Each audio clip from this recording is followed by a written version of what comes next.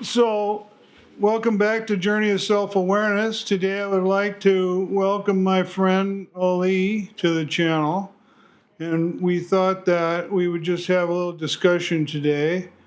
One of my subscribers left a comment to a video, and she asked, how can I break out of the illusion? She tries to break out of the matrix of her own thoughts, but she's unsuccessful. She can't see how to do that. So,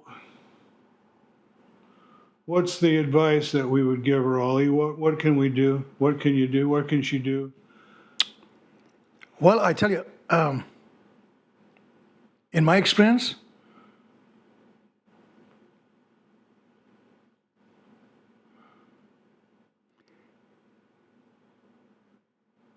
you can't really do anything. I mean, you can't really, like, willpower and trying to think about something else or any effort that you make is just more entanglement, more get all tied up in it. That has been my experience, I tell you. It's been my experience too. It's like, how do you be rid of desires by wanting to be rid of desires? Because that's just another desire. Right. Or how do you be rid of your attachments and your clinging after things if pursuing enlightenment is just another attachment? Yeah. So you're screwed. And another thing is, I tell you, I can see the fact that it can be pretty frustrating. I mean, it can be really frustrating. Which is another obstacle. You got that right. Yeah. So the other day you said something that I thought was real pertinent to this discussion. You said the mind is extremely complicated. Holy macaroni, you can say that again.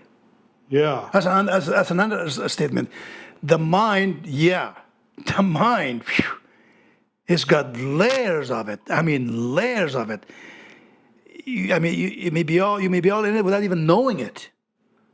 Yeah. Yeah, I'm telling you, you can be in it without even knowing it. And seeing that in itself is liberating, but you cannot be attached to the liberation either because it's another thought process. No, yeah, it's a loaded stuff. Yeah, it's like when you do have an awakening and you actually see what's going on, then you can get attached to that, and then you're back at square one, Exactly. And you're back going round and round. And the best way I can put it, I mean, we all have to put things into words, I guess. The liberation or the feeling of, freedom, it kind of happens. It happens, but it's not really your doing. Because the minute your doing is involved, then you're back in it again. Right. So that itself, you're not getting liberated. It's just this liberation. It's not you that get liberated. There's just Right, it's the just conceptual mind, Yeah. or when it falls away, it's not getting liberated. right. The thing that's actually pursuing the enlightenment can't get there. It'll never get there. It doesn't get It does not get there. Right. It Exactly. has to fall away in order for what's been there all along to come to the fore where you can recognize it. And even falling away happens on its own. Even that's not doing. I've said in the past it's an act of grace. Or Rick Archer on Doing It the Guest One would say it's an accident. That happens. Yeah. It just happens. So the thing is, I can see how it can be really frustrating. I mean, it's like the ultimate in frustration. I mean, it really is. It's because there's nothing you can do. There's nothing, but you can still do something. See, there's nothing you can do, but you still have to act. You still have to consciously attend and be aware. But it's like different kinds of doing. It's not really doing like the way we usually do things, trying to do something, right? So it's not like that, but So you're just simply attentive. You're just simply attentive. And things happen on its own. And what about the desire to get somewhere? What do you do with that? Well, that's out. That's out because there's nothing to gain, nothing, nowhere to go. It really is. So if someone is trying to achieve enlightenment or awakening, what should they do? What do you tell them? Well, You got to pay attention. You said that. right. Yeah. See, this is all messed up because just the terminology is enlightenment, nirvana, whatever, achieving. Whatever you call it. Yeah, whatever they want to call it, there's just another thought process. You see,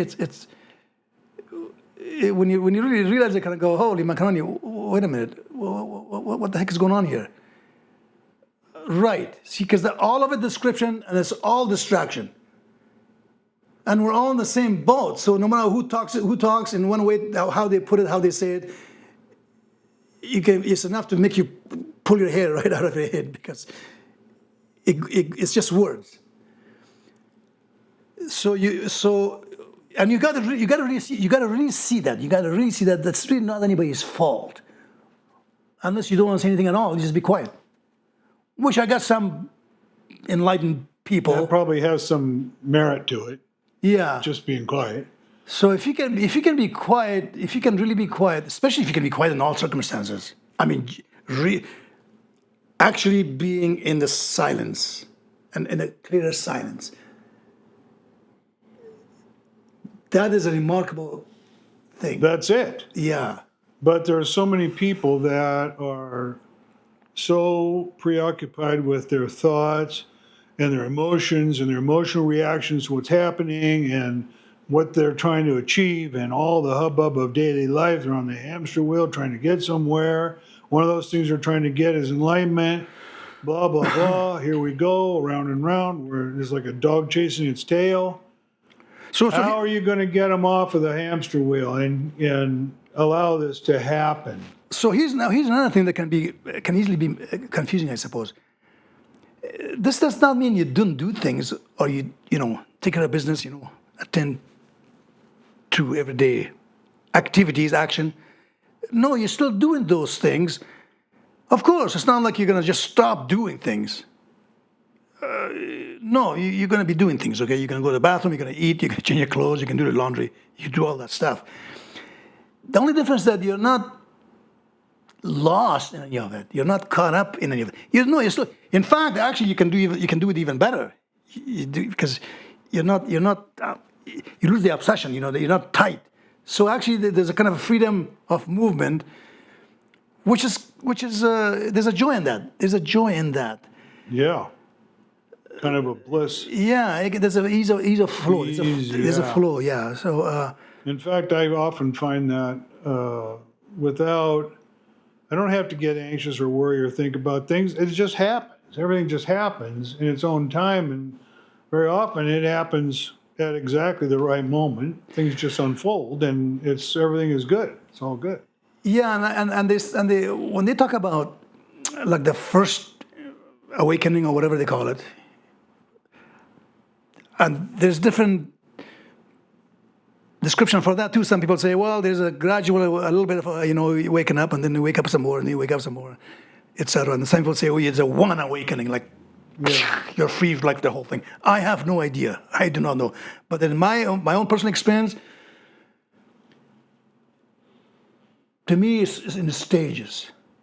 Yeah, it happens differently for different people. Yeah, to me, and every time it happens, it's a beautiful thing. I mean, it's like you can feel a shift, a clear and obvious shift. It's not like a mood shift. I mean, it's an actual. I seriously think like we talked about this before. There is an actual, probably an actual brain chemistry changing. Yeah. If something happens and it's like, hey, wait a minute. It changes your nervous system. Yeah. Yeah, I think so. And it's like, wow. And so yeah, so yes, so that's my experience. There's that shift. There's a clear, obvious shift. You're more clear. You're more free. You just feel better. Things are more positive, and you're not caught up. You can actually feel it. You actually feel lighter. I wonder if you would lose weight. I have no idea if you lose weight. That's interesting, but you sure feel like you lose weight because it's just lighter. Yeah. So a lot of spiritual traditions over time have said that in order to get out of the matrix of your own thoughts or the illusion or whatever you want to call it, that you need someone who's already woke up to help you get out. Do you think that also may be true? I tell you, that's a tough one. But then the question is, how can you trust?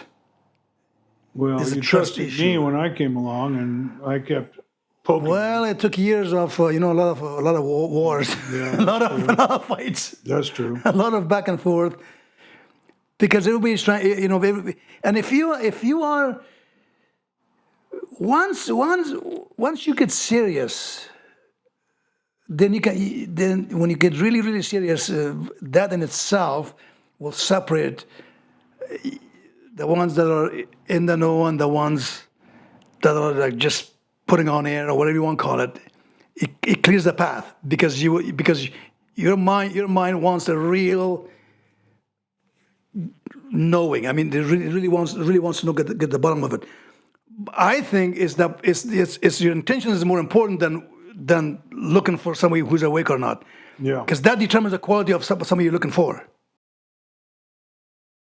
Because that person could be anywhere, could be your neighbor, and you haven't thought about it, and then you're gonna go, you know what? Where have I been? Right. You will recognize, you will see it. So it's the seeker, whatever the seeker, the you determine the quality of what you're looking, what comes your way. See, Yeah. that is more important than looking for somebody. But in terms of you, if you were to say, if I were to say, I tell you, it sure helps. So when you're receptive, the right person will come along. You'll recognize them. Yeah. There, yeah. They might be there all around you all the time anyway, Yeah. and you're not recognizing them. Yeah, but I think it to me it really helps. Yeah. It really helps you. It makes you kind of like So you said get serious. yeah. So And that sounds like it's contradictory to what you said at the very beginning when you said there's nothing you can really do. That any effort is going to be wasted. Absolutely correct. See, So there's a difference. There's a contradiction. There's a contradiction. There's a clear contradiction. It just sounds contradictory. Yeah. Oh well, of course it is. Right. See, that's an enough frustration. It's Right. contradictory. It's like what. I can see why a person can go, you know what? I can't take it anymore. Because the thinking conceptual mind is trying to figure it all out and trying to make sense of it and wants to think it over and Yeah, it doesn't. Yeah. It doesn't. See, it's exactly. It doesn't make any sense, but it kind of does. It's because see, it's subjective. It's all in this, right? So you got this thing going on, and then you got this thing that's nothing going on. yeah. There's two things are happening at the same time. When nothing is happening, everything is clear, everything is fine, everything is like pristine already, but it's not. Yeah. Right. Because there's still these So different levels of different wheels are turning. So the question, we'll come back to the main question. You got the people that are caught up in all of this and they can't see the pristine nature of awareness that's perfect already. So you said they got to get serious. I've said in the past and you have to pay attention. You said that. I've said in the past you have to learn to relax, which is a loaded term because it means a lot of things. Yeah. And you have to. So maybe there are some things people can do to calm themselves down and help break the grip that the thinking mind has on them so that they can make it more likely that they'll see what's already there. See what I'm saying? Yeah, I guess in the beginning you kind of consciously make an effort to relax. So there is something you can do. Yeah, this to remind yourself to okay. It's not necessarily what you think you should be doing, Yeah. but there is something there that you can do. Yeah. Yeah. So there's that effort is involved in the sense of okay, remind myself to pay attention, relax, and remind yourself that well, it's not easy, especially when there's all this because there's blueprints and conditionings Yeah. that's kicking in. All the plans. Like me, I'm an impatient man. Like I found out about a good month ago, I realized, you know what? I am actually an impatient human being. Just it never really. I mean, I knew that before, but it wasn't really, it wasn't really, didn't have really face to face with, right? And I kind of go, no, you are impatient. I'm not saying it's good. I'm not saying it's bad. Yeah, I'm just looking at it. Well, how do I feel about it? Am I going to walk around? So what does that mean? I'm an impatient man. So now what? Right? Right. That's an actual question. What are you going to do now? You're going to become patient? Well, how are you going to do that? Well, I don't know. see, right? The dialogue, right? The dialogue is so right. You don't know. So but first now you know. Now you know for sure you're impatient. At least you're aware of that. You're aware of it, right? Yeah, at least you're aware of that. You've got it, right? You've got it. Yeah. So now you watch it. You watch that in action, right? You just watch it. Relax, and you watch that. Pay attention. Yeah, pay attention. You watch You it. got to concentrate. And then if you get lucky, you might see where it's coming from. How it's doing its thing without you interfering. Yeah. You don't go operate. Don't go operate. Yeah. Just watch itself will reveal itself to you, and then you can see the whole thing, and then it kind of was like pass over you. You see the whole thing because where you are, you're already free. See, pretty bizarre. Yeah, you're already free. You've already been there. Yeah, the Sufis say God is closer than your jugular vein. Yeah. It's there. When the mind subsides and you wake up to this pristine awareness, then you realize that's who you've always been. It's always been there. You've never been apart from it. You've just been obscuring it and covering it up with all of the hubbub and crap. This whole thing, you know what? It's quite fascinating, to be honest. It really is fascinating. I mean, the whole thing is fascinating. All the suffering, all the struggles, all the grunt work, and all of it, the whole thing. Being born, knowing that you're going to die, and things you love dies, and the pain and the hurt, and just all of it. Just the whole experience, all of it. And some of them can be pretty excruciatingly painful. I mean, trembling, painful. It will shake you to your knees. Mm-hmm. You're not going to sit around there and intellectualize that. It hurts like hell. And you sit and you're to be aware of that. And there's nothing you can do about it. You cannot put up with it. What do you mean? We want to pay attention. What are we putting up with this? Pay attention to what? I don't like it. It sucks. The whole thing sucks. I'm running away. I'm going to jump over a cliff. I'm going to jump in the cold water or whatever. But how can you jump in the cold water with this? There's no cold water out there. So to pay attention when it's needed, that's a. I tell you one thing. That's a pretty tall order. Yeah, tall order. Yeah, it sure can be. There's also, I think, in that whole thing, a letting go. It's like a relax and letting go. Accepting what is, what's happening, and allowing it, giving it room. But just I want to make sure. Instead of cogitating on it. Yeah, I just want to make sure that I say this one more time so I can hear it myself. Yeah.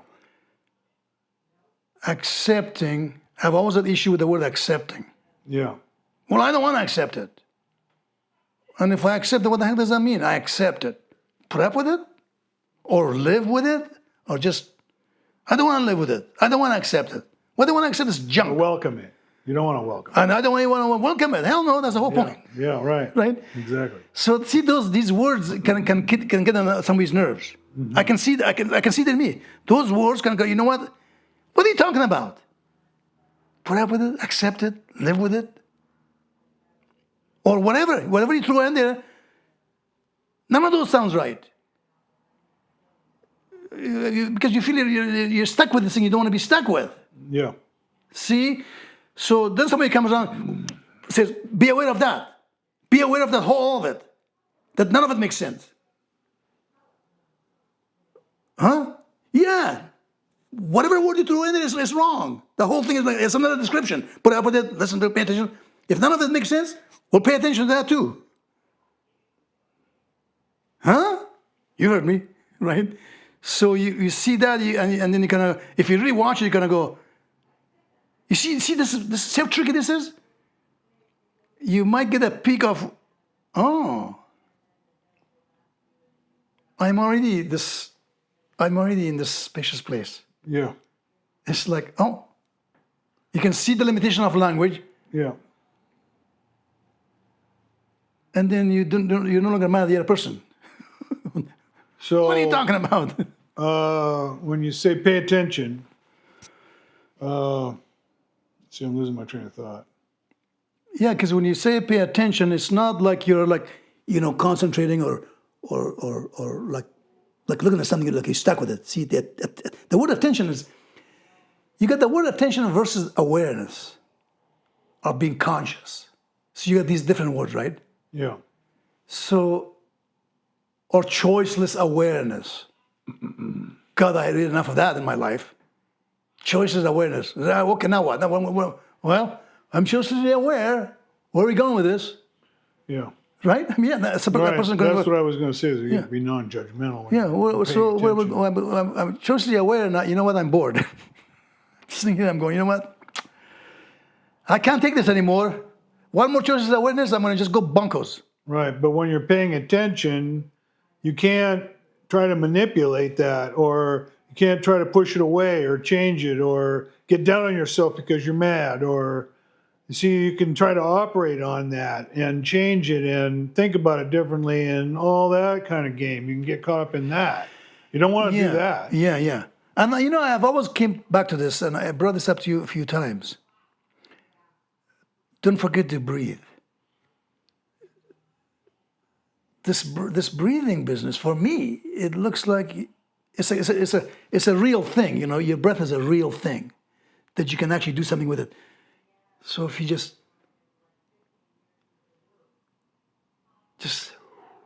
Easy. and it does something to the thought process. I have never really reflected on that. Like, you know what? There's something, and the Zen people and all those people, right? They talk about this Well, breath. that's how the Buddha achieved enlightenment, was by following his breath. There's this breath thing. I tell you, if you can see, if you can actually observe this breathing in and breathing out, to actually see how that relates to the thought process,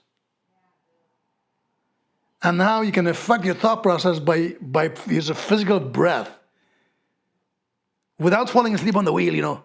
So that's something else you can do. Breathing is Learn to breathe, a very interesting phenomenon. or learn to pay attention to your breathing. Yeah. That's an important And form of meditation. And you can actually do something with it. You can actually like even when you go to shrinks, to counselors, right? They say breathe in, Yeah. breathe out, or the yoga practice. Yeah. You practice, Watching your breathing out. yeah, breathe and breathe out, and even when you go to AA meetings or all these people, right? They always talk about So it's kind of a universal thing. So you've said pay attention. You've said get serious. Yeah. You've said watch your breath. What was the other thing? There was one other thing in there. I think that's all of it. I thought there was one other point that we made. You cannot, the other point is you cannot do anything To it. to it. Yeah. You cannot act on it, operate on it. The Tibetans will say that it's effortless non-meditation. It has to be effortless. It has to be Yeah, definitely effortless. non-action. They'll say non-action, or they'll say calm abiding, just sitting in it, being in it, just letting it be, and See, but allowing it. yeah, to be. yeah. Thoughts can be pretty, no doubt about it. Thoughts can be pretty sneaky.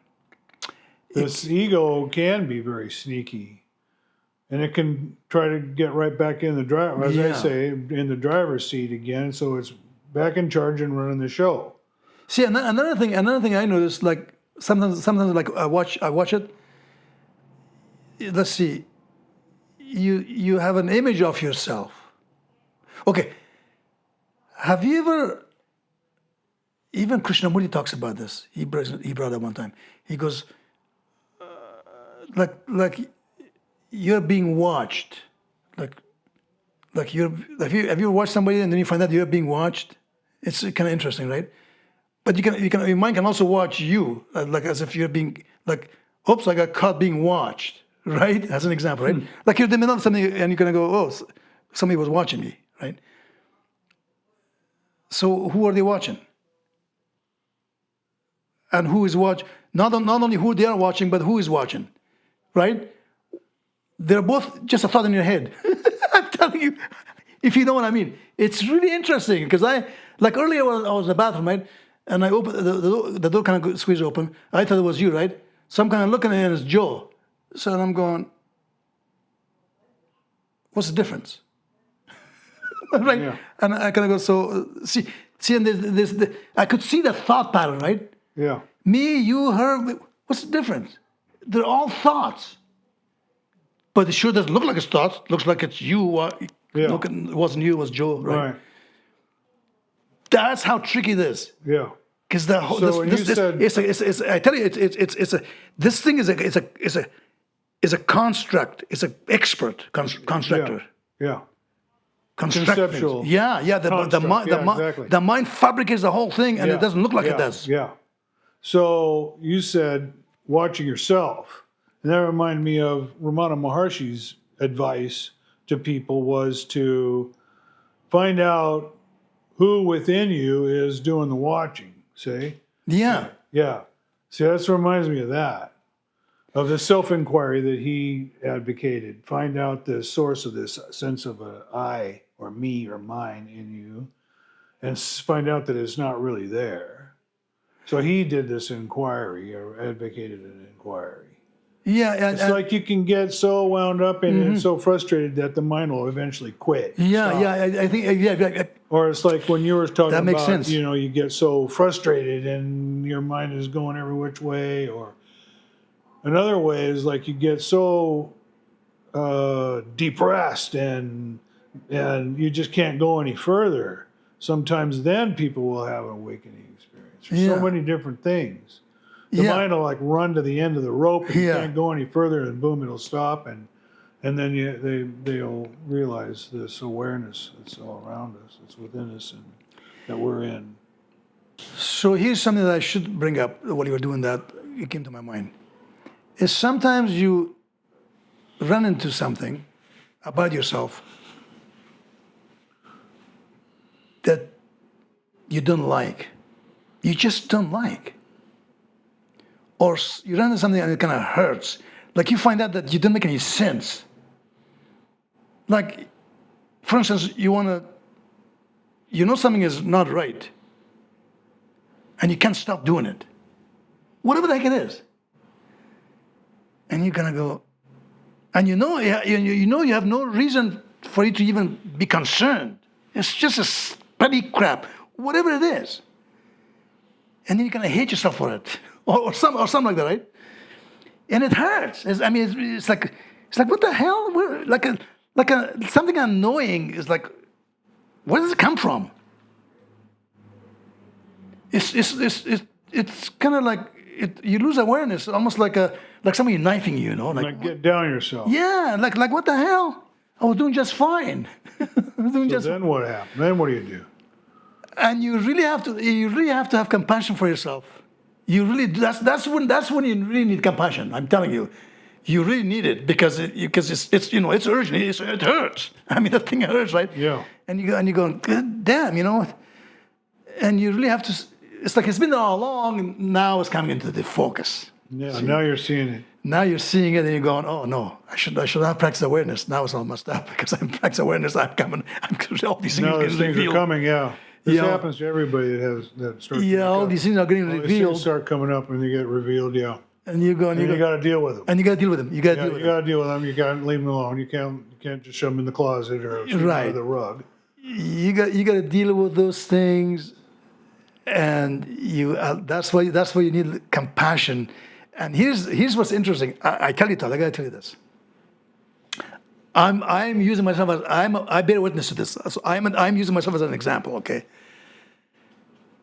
We see that you need compassion. You actually see it if you hang in there. And you know what happens? Then you also see if you just pay attention, that the same goes for other people. That means you automatically develop compassion for other people because you see how difficult life is, how difficult things can be. So it goes, see, this compassion for yourself and compassion for others, it inevitably arises. Yeah. It really changes. It really changed the chemistry of the brain. I'm sure of it.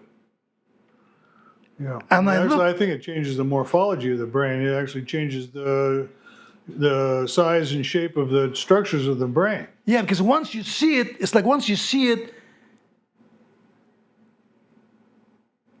it doesn't. It really something happens. Something you can actually feel it. Like something happens. Like whoa, and you also feel that change. So in other words, then it's good. Then it didn't go over it again. See, then you've gone to the next step. Yeah. You've got the next Now step. you move on to something else. Yeah. See that Right. if you don't get it, you're stuck. You either go or you're stuck back, or you go backwards. So when it's Well, if there, you don't when get it's, it, you got to go back. and get hang to on. it. Yeah, when it's there, just guess what? There's the opportunity. Yeah. There is the bring it into focus. There's the opportunity, and that like in the beginning, of course, like I say, it's all growing. It's a growing thing, and pretty soon you get the hang of it. So here's a new revelation. Here's a new thing to look at. Here's a new opening. It's something is okay. There it is. And And it's been- you and think it's it been- gets easier over time to deal with those things that are coming to the surface? Yeah, because every time you go one step up, you have more confidence. Mm-hmm. You feel you have more energy. Mm-hmm. You're ready for the next lesson, for lack of a better word. Yeah. But it's not. But you got to be careful how you put this into words. It's not like you're going, man, it's an endless goddamn journey, man. You know what? Forget this. Yeah. It's not like that. Yeah. It's a liberating, beautiful thing. It's a Yeah. growing thing. You don't see an ending, do you? What's that? You don't see an end point to this. do Right. you? No. Yeah. Good point. There's no end in view. Yeah. It's a There's no end. continual It's and it's process. yeah, and it's like it's a flowering. Yeah. For lack of a better word. Yeah. Who said that? Both Krishnamurti and Rajneesh, the Osho guy. Yeah. They say it's an endless flowering. They all say that. They all say that. Yeah, I think so. They yeah. all say that. It's If they're smart. I mean, Yeah. if they've been Yeah. a while. There's no. If they've been at it a while. Yeah. There are no conclusions. The new gurus will sometimes say but then they often have a downfall. Yeah. You're Comes right. along there, Yeah. you get back in ego, and the next thing you know, they're screwing their employees or something, Yeah. or their followers or something. And another thing is that you can actually see, another thing that happens. I find this kind of interesting. You don't really have you don't have an answer. It's not like you answer things. You don't have an answer, and you're no better than anybody else. You're no better than anybody else, okay? And you see it, because Yeah. no, it's a lot more involved than just being better. No, we're all here. We're all in this together. Yeah. So you're no better than anybody else, period. And it's a fact. Because you're just one person. You're just one among, like on Earth, 5 billion or Yeah. 8 billion people now. Yeah. But in the universe, you're so small you didn't even exist. Yeah. So, So let's go back to the original question now. If someone's stuck and they are trying to get to an awakened state, what else can they do? Is there something we're leaving out? no, because now, I guess, poetically speaking, now you're the child of God. now, now you get to participate. Now you're part of it. Now you can see what it feels like to feel fulfilled, to feel. Yeah, This- but this- if this they're not meaning. quite there yet, Oh, now is there something else we're leaving out? What can they do? well, I tell you one thing. There's nothing wrong with patience. I know I never did like the word patience back in the days because it sounds like patience sounds like You're putting up with something. tolerating, putting up. Yeah. Yeah, it's not. This is not the kind of a thing that you're gonna go hurry up and hurry up and get enlightened. Yeah. No. No such thing. No such thing. You just let it go. Then it's not so bad. Yeah. It's not so bad if you're just gonna go, okay, you grab, but not too hard. Yeah, let go. But Yeah. you have to be serious. Yeah, get serious, but not So, too serious. Not too serious. Not too, right. you're gonna burn yourself out. Right, and it helps be patient. What Be about like being kind to others and being compassionate toward others and fostering warm-hearted, loving kindness toward people? And is that recommended? Yeah, it beats the alternative. Let's put it that way. It beats conflict. That's number one. Number two, it makes your life easier. It makes things easier. When you're kind to others, you're nice to others. This makes life easier. But that does not bring. It might help this to slow down though enough that Yeah, because I had a hard time myself. I had a hard time being nice. I mean, that does not mean I was being mean to others, but because it can be mechanical. See, for me, everybody's a bit different. For me, it can be. I know. I've almost felt like I'm only nice if I feel like it. I'm not gonna be nice if I don't feel like it because that looks like phony. That's how I saw it. That's how I saw it. So for me, when I look at it now, well, that was my personality. But because I've always felt like, no, first I want to feel like I want to be nice, then I'll be nice. Then it makes sense. Then it's just natural. Then I see the beauty of it. But if I'm just going through the motion, you know what? Not today, man. but you were also wrapped up in like making money and Right. saving money and all those things. Yeah, right. So yeah, all that's part of it. All that spider webs, all that. You're all that. So how do you get out of that? That's the question. Well, for me, it burned itself out because I saw that was not going anywhere. You're just spinning your wheels. You're not. It's like you're just like a machine. And it's ultimately unsatisfying. Yeah, it's like you can't stand it. Like, kind of go, what am I doing? Yeah. Something's not right. Something is not right. Something is off. Like you go, like your whole day, like what did I do today? What was it all about? No, it comes to a peak. You're gonna go, something is not right. Something is not right. So when you see that, you're gonna go, okay. And you have to for me, you have to really actually see it without judging it, without judging yourself there's something wrong with you, Yeah. without any of it. Just observe it. And that kind of stops you in your tracks. Yeah. When you look at it, now what are you gonna, okay, you look at it, now what are you going to do? See? because you still want to do something. See, your mind, And what do you do? and you watch the entire doing part. It's always want to do something. It's always want to do something about it, right? Oh yeah, you have to see. You're subjective. You're watching the watcher. I tell you, you're watching. I tell you, you're watching the watcher, man. Yeah. That's what Ramana Maharshi meant by self-inquiry, I think. Watching the watcher, yeah. You're watching the watcher. That's It's not so easy to hardcore, do because you're so caught up Yeah. in the web that you can't really do that at first. So maybe there's some things that people can do initially to help them get to that point. Because the thoughts are vast, complicated. And we're taking them for granted. They're happening all the Yeah. time. And we're not really in control of those thoughts. They're just happening to Because us. because that's all you know. See, that's all you know is thoughts. You're totally caught up in it, and it's like you think that's who you are, so you're totally identified with it. And people say, "Well, that's just the way I am," or see, there's no self-reflexivity. They're not looking back at themselves, like you say.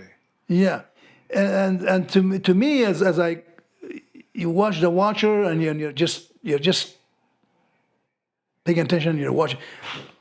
Is it frustrating? Is it hard work? I tell you one thing: it can be. I'm telling you, it can be. If when you're caught up in it, it's work. Yeah. No, it's work. Yeah. And And nobody can do it for you. so you have so to do you it need yourself. you need resolute. You need to be resolute. You need to really be on it. Yeah. And I tell Serious. you, yeah, and when it breaks, when the final mind comes to it, just a peak, right, and it just goes. It's to its limit, and it breaks, and then you see something just remarkable, like you're there without a watcher. Yeah. It's the craziest thing in the world, and you see it. It's not like you're gonna go, huh? Yeah. It's like it's a wakeful sound. It's like it's not. You're not on drugs. Okay, you're not on drugs. It sure feels like you're on drugs. Let me tell you. Let me tell you, it feels like drugs. Like the first time when it goes like that, and you really see it, it's really like whoa, what? Yeah. I mean, I'm not on drugs, and I'm going, what the heck? And then of course the narrative comes back. No, as far as I'm concerned, the narrative to me comes back. But pretty soon you go at it, and pretty soon you're gonna go, oh, I get it. And you see all its different faces and all its because there's a lot of deep stuff. There's crap everywhere. I mean, stuff. Starts to come to the surface, then you have to deal with it. Yeah. Yeah. So but That initial break. that initial break is a big deal. Yeah. And that is a miracle. Yeah, that initial break when you actually see it for yourself. When you actually see it for yourself, not like you're guessing. No, you actually see it for yourself. Like, huh? When that happens to people, sometimes they start laughing hysterically. Other times they get real quiet and So then here's the kind of things that, pay for instance, attention. yeah, here's the kind of things, for instance, like I kind of notice that where you are, there's no suffering. You have never suffered. It's gonna be even me saying that, it doesn't even sound right. It's like I look at all my childhood years of nightmares, night terrors, every kind of fiction, every kind of conditionings, frightenings, hell, heaven, Yeah. loaded, starved, beaten, raped. I tell you, my childhood year was a mess. Hungry, dirty, abused every which way, sick. I suffer from all kinds of Worms. And, worms and just infestations and wounds on my face. Walked to school for 10 miles. There was no bus system over there, and hungry, and unloved, and frightened, and just loaded pile, right? It happened to me, not to Dinnerbeer. It happened to me, to me right there. This guy, right? you see that it did not happen to you. Who you really are. Yeah. See, That yeah. was untouched. That yeah. Yeah. This is remarkable. Yeah. To me, and me saying that, to me, it really is remarkable. Yeah. This thing cannot be tarnished. It's like it was like it was a dream or an illusion or something. Yeah, it's like it happened. It happened in the narrative, in the story, in the dream. It's happening in the narrative, where you are. It does not have a boundary. It does not have a particular location or the circumference. See, Yeah. Nothing can happen to it. It's really hard to describe it. Things happen, but not things happen in it, but not to it. It's like like nothing happens to space. Things happen in space, but nothing happens to space. Yeah. That's a good way of saying it, I suppose. Yeah, that's a pretty good way of saying it. So then when you actually see it, then it's that's when it counts. See, that's when it counts. When you're actually experiencing it, see now you got something. Now you're gonna go, oh wow, it's not like you're hallucinating. So if someone's listening to this video and they say, well, that's what I want to see that too. What's the advice that we would give them? Is there any that happens on its own. You really don't do it. What I would say is that you end up having to get out of the way and allow what's already there to Yeah, I suppose you can say. I suppose you can say you get out of the way, or you can say that it just gets out of the way. You don't really get out of the way. You just get out of the way. It's like that you just get out of the way. Yeah. It's not really a volitional Yeah. act. Right. Yeah. Like it. But like I've noticed since I had my initial, whatever you call it, that when thoughts or emotions would begin to intrude, that the one thing I could do would be to relax and let go of those thoughts and settle back into calm awareness and just easy back in. Yeah, I've always worded it differently.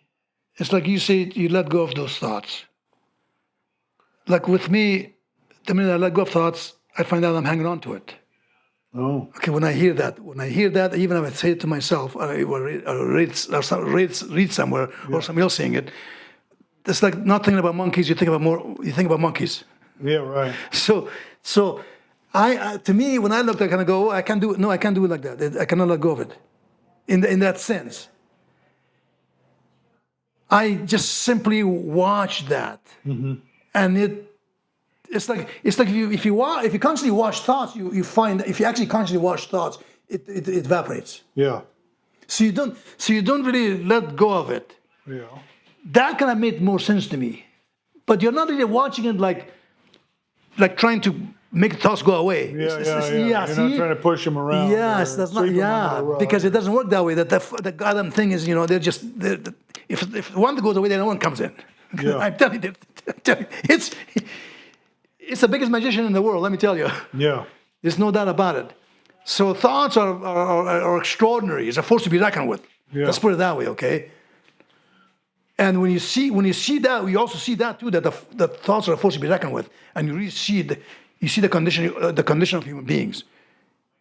Your condition, the condition